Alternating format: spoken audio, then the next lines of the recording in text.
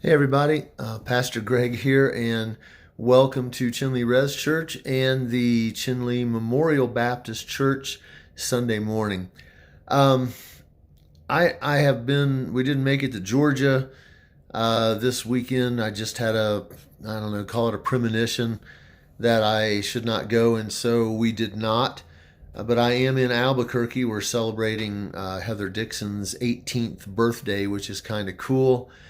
And um, this whole week I've been feeling really blessed because we've been able to open up the food truck again and to see people as we are working and serving the community. It is good to be back in kind of a normal routine. And as I've prayed about this week, just one verse keeps coming into my head. And so I'm going to just share that with you this morning. And this is going to be short and sweet. I am missing some of my equipment. Not missing it, it's just I left it sitting in the bedroom. And so I do not have everything to put up music and things like that. So this is just going to be a simple video right off of my phone.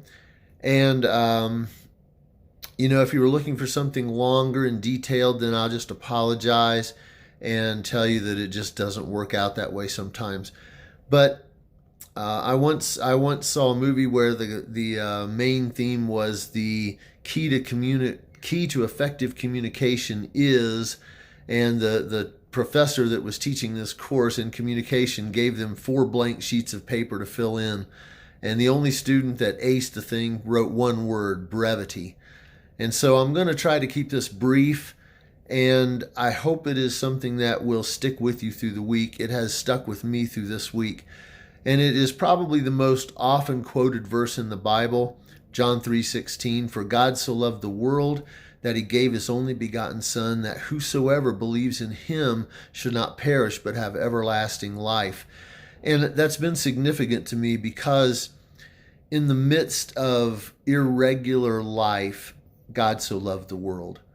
In the midst of anything that you're going through, God so loved the world. In the midst of whatever inconveniences we're facing right now, God so loved the world. And not only did he love the world in the midst of all of the kinds of troubles and problems, and, I call them first world problems, a lot of people call it that. But, when we're inconvenienced because we have to stand in line for a half an hour to get into a grocery store or to get mail, there are lots of places in the world where people stand in line all day to get bread and they don't get a loaf when they get to the front of the line. This has been reinforced for me at the food truck. We're only open a couple days a week, but the lines from about 10:30 in the morning till about 3 o'clock in the afternoon have just been solid, and there have been 18 or 20 cars in line. And, we've been pretty efficient. We've gotten our from the time you drive up to the window and we hand you your food is been a minute and a half or less. But if you have 20 cars in line, it means that you're waiting 30 minutes for your food. And so, we feel really blessed that people are willing to do that. We realize the inconvenience, and we try to make it as good as we can. But there are lots of things worse in life than what we're going through right now.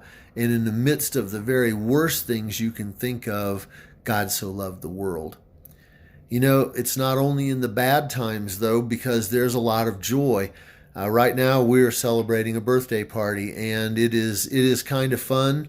We've made it crazy. My son-in-law, Tim, baked a cake for Heather, and her big thing she wanted for her birthday, she wanted to get into town. She's been saving her money, and she bought herself an iPhone. And that's been really cool. And the cake that he made was an iPhone.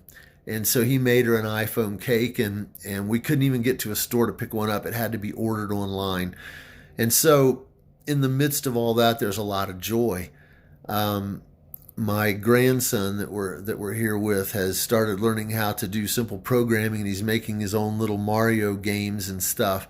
And there's a lot of joy in that. I was taking a nap this afternoon, and he came in. He's 7 years old right now, and he came in and started bombarding me with pillows and blankets and things like that, and we completely wrecked a bed, and there was a lot of joy in that. And in the midst of all of those things that bring joy into our life, God so loved the world.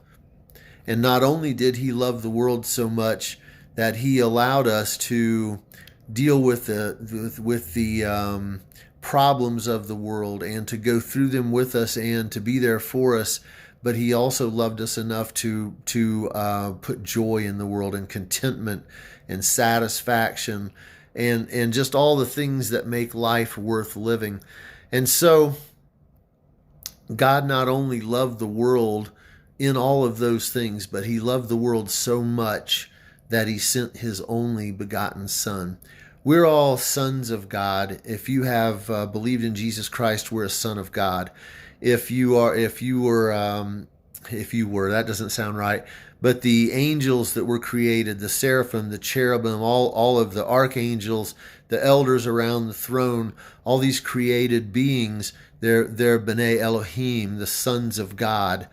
But the reality is that as far as God actually, from his own spirit, having a son, that son is Jesus, and he loved us so much that he sent that son to die for us, to live a perfect life for us, and to sacrifice himself.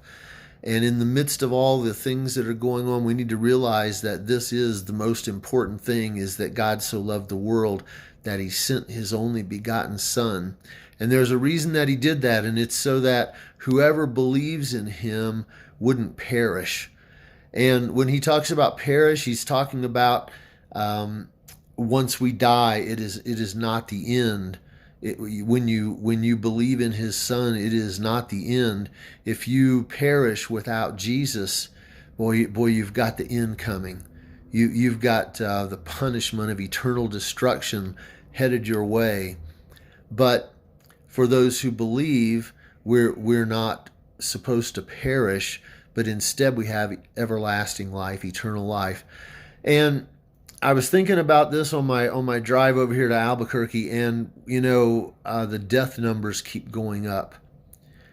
And I don't know how many of those people are believers in Jesus or not, but what I know is that every time somebody passes away, the family and friends all would like to be assured that their loved one is in a better place. But the reality of it is that unless they know Jesus, they're not.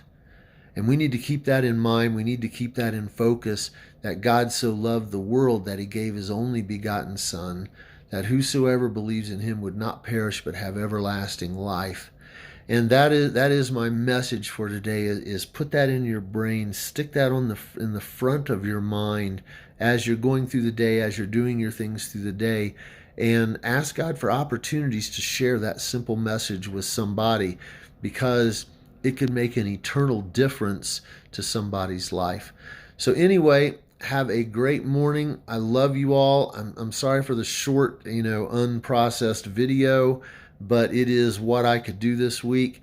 And so that is my message for you today. And again, I will talk to you, I hope in person soon. Love you all.